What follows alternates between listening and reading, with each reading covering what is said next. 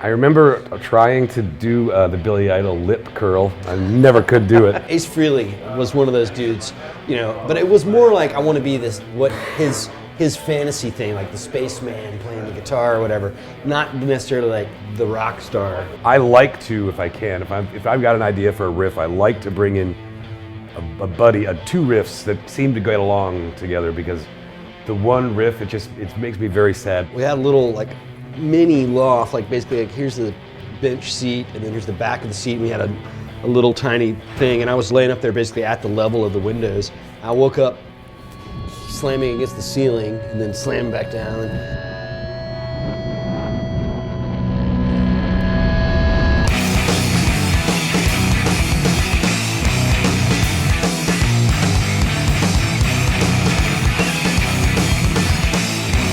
Born in California, Daly City, which is basically San Francisco, but I only lived there till I was 2 years old, so I don't even remember that. And then we moved to the East Coast, and I grew up in North Carolina. I grew up in Tucson, Arizona, and sort of an introverted kid. I think I was a pretty sweet kid. I used to like riding bikes a lot. I used to skate a lot. Kind of hated school. A friend of mine I used to ride bikes with, his older brother had a mixtape of a bunch of punk rock stuff, and that's like where I first heard Black Flag and X, Television, and Perubu, and a bunch of other weird stuff. Got really into D&D, played soccer. Always into music. I played like the little plastic recorder, that thing, and xylophones and all that crap. And had my mom got me to taking piano lessons, and when I was a teenage, like I was like 13 or 14, I convinced her that guitar was just as much of a musical effort as piano was, so I started taking guitar lessons, and how disappointed she must be now. Just kidding, she's happy. She's happy.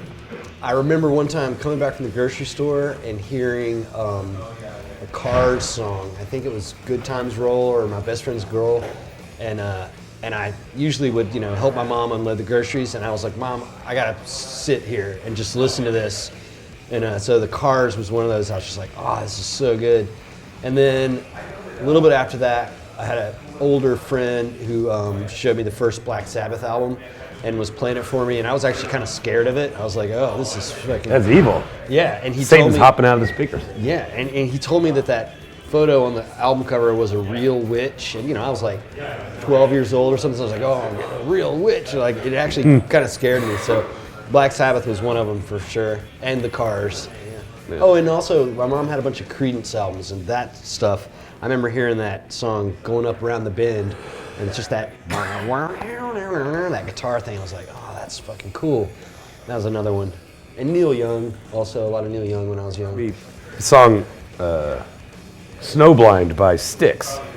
Anyway, it occurred to me that record, I was really into that record when I was a kid. My mom used to play it, and I just was really into that world. It's sort of, it's like, it's theatrical. It's a concept album. It's very theatrical, and strings and all that stuff. But yeah, Farewell to Paradise. Yeah. Just, was there some some rock star you looked at and you were like, I want to do that? Oh, you emulate that person? My dad let me pick out a record at like a Kmart, and I got Kiss Alive, and then my stepmom saw it and was like, you can't have that. Made me take it back. But so then I really, of course, wanted to be perfect marketing. Kiss. And so Ace Frehley was one of those dudes, but it was more like I want to be this, what his fantasy thing, like the spaceman playing the guitar or whatever. Not necessarily like the rock star Ace Frehley, but yeah, so Kiss was one of those that would have done that for me. I remember trying to do the Billy Idol lip curl. I never could do it. I'm not sure I really wanted to be him, but I wanted to be able to do that. Failed. Had like a classical guitar ever since I can remember, and me and my little brother used to play, just messing around on that. Yeah, I don't know. I like how expressive the guitar is. I took piano lessons when I was a kid too, and you can definitely be expressive on the piano, but for me, like, you can just do so much stuff on the guitar. And I think I just really like it's your hands, and then just the vibrations, and then the sound instead of pressing buttons or whatever. It's just way more expressive. So, yeah. trumpet for a couple of years in school and band, and I'm really sad. I was getting pretty good at it. I was I was up either first or second seat or seed, whatever. But then I decided, well, it wasn't cool. It was like, oh, you playing a trumpet, you loser. So I kind of gave up on it. But I still poked around on it every once in a while, and I think getting older and hearing people like Miles Davis, stuff like that, and I'm like, oh my God, this instrument can do so much.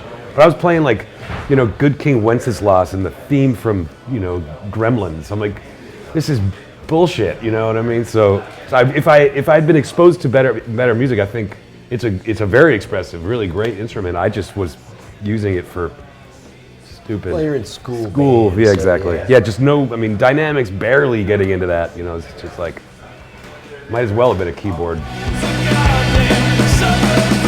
Started playing with John, our drummer in Red Fang, in like '98 or something like that. We were in a band called the Mercury Birds in North Carolina, and I played in a couple bands before that. A band called Shiny Beast, which was instrumental and mathy and weird. It's a pretty badass band. People should check it out. Oh, thank you. Yeah, I've been playing with John for a long time, and then John moved out to Portland, and I played in this other band called Face Down and Shit for a little bit. They were a band before me and after me. And then I moved out to Portland and ended up moving into the house where Bryan and John were living, and they were in this band called Party Time. Party Time broke up. Yeah. I left town. I moved away, and then Aaron's band broke up, and so he was looking to start a new thing, and then I guess the three of you started playing stuff. Yeah. I was in San Diego trying to start a new band, but I just couldn't. I was trying out with all the different people, but no one seemed to really care what I was doing. Or I was playing with this drummer he's a real good drummer, but we'd play like a blast punk song or something like that. I'm like, that's great, and he's like, yeah, there's no way I'm doing a whole set of that. And I said, really? Come on. Yeah. So, but that was like probably the closest I came to it. But anyway, they sent me demos of riffs they've been working, and they sounded great. And they were like, you want to come back to Portland? And I was like, I already have been in a band with two of the guys, and we got along real well. So I was like, yeah, give it a shot. We're a pretty riff-oriented band. I like to, if I can, if I've got an idea for a riff, I like to bring in a buddy, two riffs that seem to get along together, because the one riff, it makes me very sad when I bring in one riff. I'm like, everyone's like, yeah, cool riff, but then we can't put it with anything, and then it's just like sits there and makes fun of you. So I try to bring in. Yeah. If it's an idea that I have, I try to bring in at least, and then all we got to do is hammer out a bridge, and we're done. Yeah. Just like that. Yeah, there's not really like one of us that's the main songwriter, although he probably is the most prolific.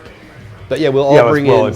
It's quality versus quantity. Okay, I bring in a lot. Yeah, and so we'll all bring in ideas and then all together work them into songs. Yeah. We rolled our van.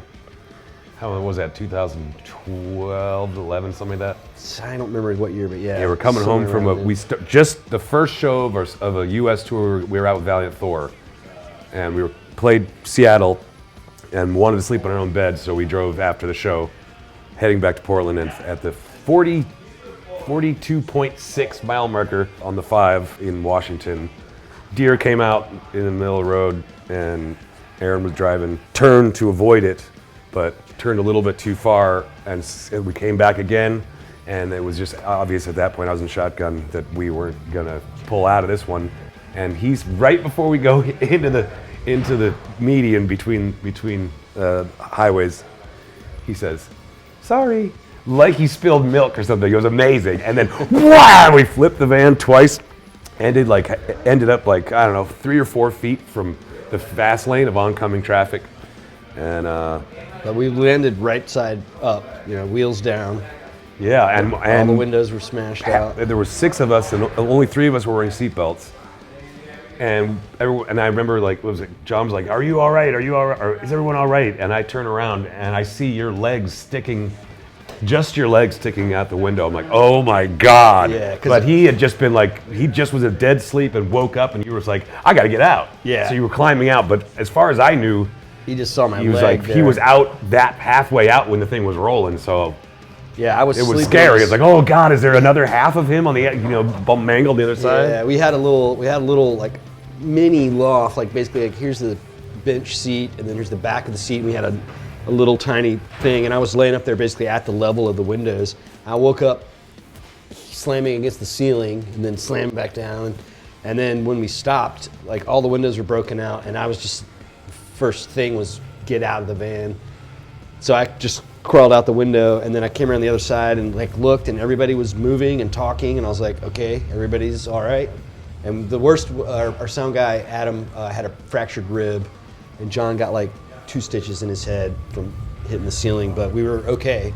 Yeah. The van was totaled. Yeah, I just looked at the van. I said, well, I guess we got the use out of that, man. And then I puked and had a cigarette.